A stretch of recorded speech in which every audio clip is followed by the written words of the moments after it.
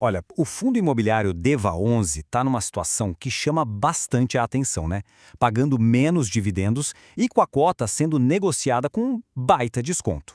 Então hoje a gente vai fundo nisso. Vamos fazer um verdadeiro check-up nos números usando o relatório mais recente para entender o que está acontecendo de verdade por lá. Beleza. Como é que a gente vai fazer isso? O nosso roteiro aqui é bem direto ao ponto. Primeiro, vamos entender o básico. O que é o DEVA11? Depois, a gente olha os números que todo mundo quer saber, dividendos e o valor de mercado. Aí, vamos mergulhar nas finanças, dar uma espiada no portfólio, analisar os riscos e, para fechar, a gente amarra tudo com o resumo e com a palavra oficial do gestor. Então vamos lá, começando pelo básico. Certo, mas o que é na prática o DEVA11? Ele é o que a gente chama de fundo de papel. O que isso significa? Quer dizer que, em vez de o fundo ser dono de prédios, de shoppings, de galpões, ele investe em dívidas do setor imobiliário. Basicamente, em títulos conhecidos como CRIs, que são certificados de recebíveis imobiliários. E olha, não estamos falando de um fundo qualquer não. Ele é bem grande. São mais de 85 mil cotistas e um patrimônio líquido que passa, e bem, de R$ 1 bilhão. Mas, olha só que interessante, presta atenção na diferença para o valor de mercado.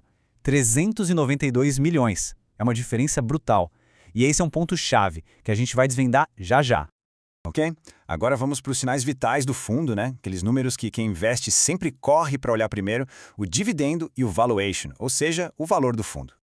E o número de agosto foi este, 32 centavos por cota. Foi esse o rendimento que pingou na conta de cada investidor no mês. Agora, quando a gente coloca esse número em perspectiva, olhando o histórico recente, fica bem clara a tendência, né? Dá para ver no gráfico que o pagamento de agosto foi o menor dos últimos 6 meses. Ele continua aquela queda que já tinha começado no mês de julho. Tá, mas e aí? Por que essa queda? Qual a explicação?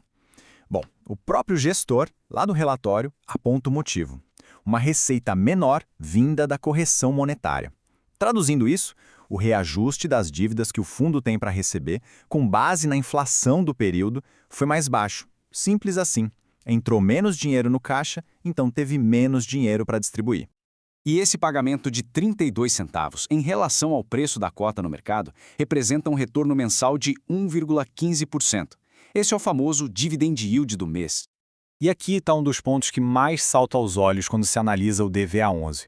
O preço de mercado da cota é de apenas 29% do seu valor patrimonial teórico. É um desconto gigantesco. E o que isso quer dizer? Basicamente, é um sinal de que o mercado está enxergando riscos bem grandes nos ativos que compõem o patrimônio desse fundo.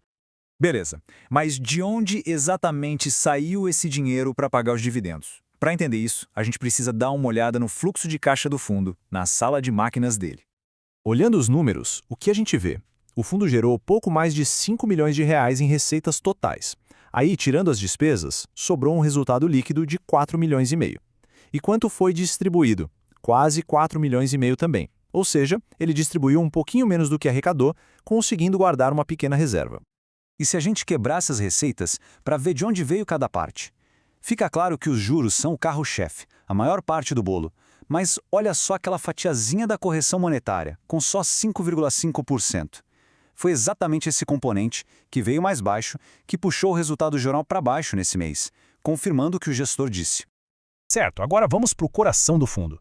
Vamos analisar os ativos que geram toda essa receita, o portfólio de CRIs. E a primeira coisa que a gente nota é que a carteira é quase inteiramente atrelada ao IPCA, mais de 96%.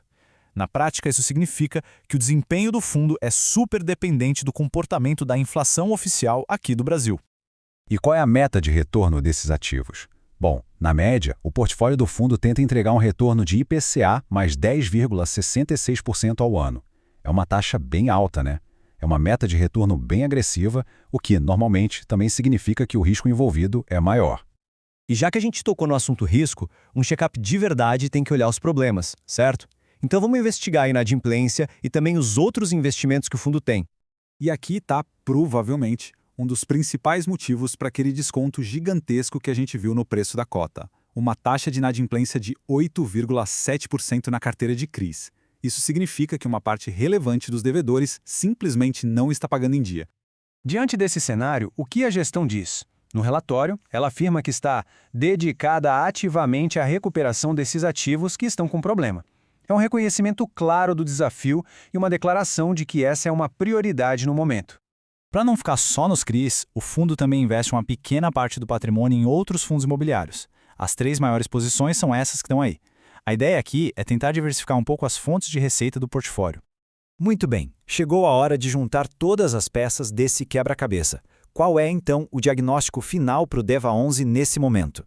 Resumindo a história, a gente tem aqui uma clássica faca de 2 gumes. De um lado da lâmina tem o potencial de um retorno bem alto, naquela casa de IPCA mais 10%.